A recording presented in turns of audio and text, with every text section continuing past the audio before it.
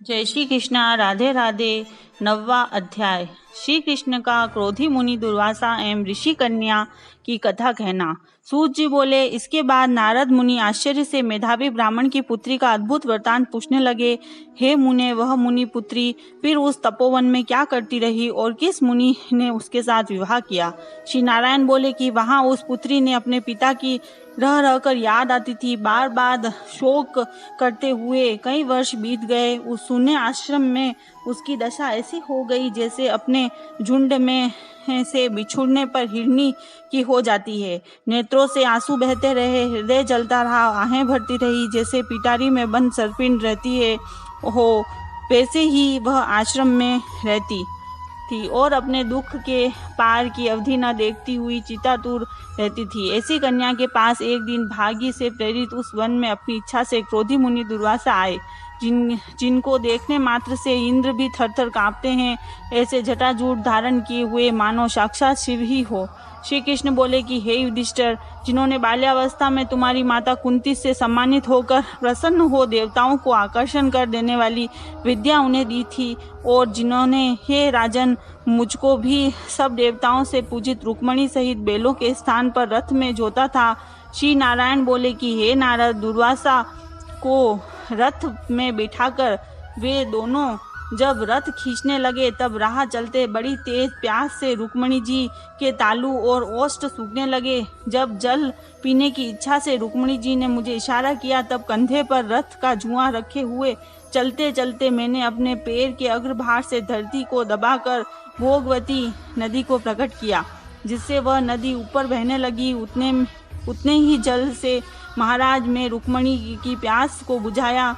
यह देखकर मुनि दुर्वासा को महाक्रोध उत्पन्न हुआ और प्रलय काल में अग्नि के समान उठकर कुपित ऋषि ने मुझे शाप दिया कि ओहो कृष्ण, तुम्हें रुक्मणी अत्यंत प्रिय है। तुमने उसके प्रेम के कारण अपना महत्व दिखाते हुए मेरा निरादर कर उसे पानी पिलाया है, इसलिए तुम दोनों में परस्पर वियोग होगा। हे युधिष्ठिर, ऐसा उन्होंने शाप दिया। वहीं दुर्वासा ऋषि साक्षात रुद्र अंश के रूप उत्पन्न मानो प्रलय काल के रुद्र के समान हो। वे अत्रि ऋषि के उग्र तप रूपी कल्प वृक्ष के अतिश्रेष्ठ फल और सती शिरोमणि अनुसुईया के गर्भ से उत्पन्न अति मेधावी दुर्वासा नाम के मुनि मानो साक्षात तपस्या ही ने मूर्तिमान हो अवतार लिया। अनेक तीर्थों के जल से भीगी जटाओं से भूषित ऐसे मुनि को आते हुए देखकर कुमारी ने शोक सागर से निकलकर खड़ी हो धैर्यता पूर्वक मुनि के चरणों में प्रणाम किया। जैसे जानकी जी वाल्मीकि मुनि को अपने आश्रम में लाई थी, वैसे ही दुर्वासा मुनि ही को अपने आश्रम में ले आई। अर्घ्य, पान, वन के फलों का और नाना प्रकार के पुष्पों से स्वागत करके अनुमति ले आदर से उनकी पूजा की। फिर हे राजन, वह विनय पूर्वक बोली, हे महाभाग, हे अत्रि वंश के सूर्य, आपको नमस्कार है। मुझ दुर्भागिन के आश्रम में कैसे पधारे? आपके आगमन से मेरा भाग्य उदय हुआ है, अथवा मेरे पिता के पुण्य प्रभाव से प्रेरित होकर मुझे समझाने आए हो। आप जैसे महात्माओं के दर्शन करने से, तीर्थ रूपी चरणों की रज स्पर्श करने से मेरा जन्म और व्रत दोनों सफल हो गए हैं। ऐसा कहकर वह कन्या उनके आगे चुपचाप खड़ी रही। तब शिव के अंश से उत्पन्न दुर्वासा मुनि कुछ हंसे, फिर बोले कि हे पुत्री, साधु साधु, तूने अपने पितृकृत कुल का उद्धार कर दिया है। यह मेधा ऋषि के श्रेष्ठ तप का ही फल है जो तुम जैसी कन्या का जन्म हुआ है। मैं कैलाश से तेरी धर्म परायणता जान कर ही तेरे आश्रम आया हूँ और तुम्हारे द्वारा सम्मानित हुआ हूँ।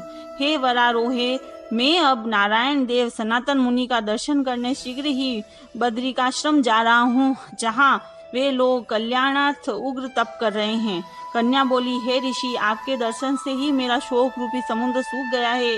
हे मुनिवर, आपने सांत्वना दी, तेरा भविष्य अत्यंत उज्जवल है, परंतु हे मुनिराज, मैं शोक की ज्वाला से जली जा रही हूँ। हे कृपा सिंधु, हे कल्याणकारी, क्या आप उसे नहीं जानते? उस दुगाग्नि को बुझाने का कोई उपाय कहिए। मेरे विचार में कोई भी हर्ष उपजाने वाला नहीं दिखता।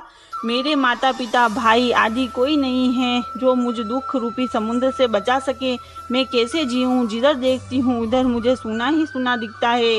हे तपोनिधे, शीघ्र ही मेरे दुख का निवारण का कोई उपाय कीजिए। कोई भी मुझसे विवाह करने के लिए तैयार नहीं है।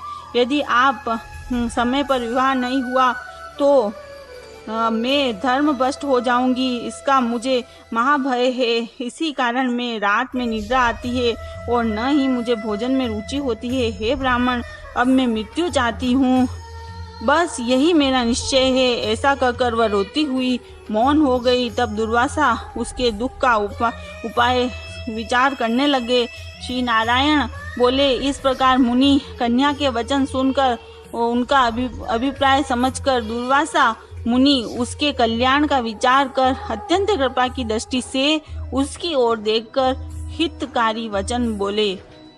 अध्याय समाप्त। जय श्री कृष्णा। राधे राधे। आराधना मन की शक्ति।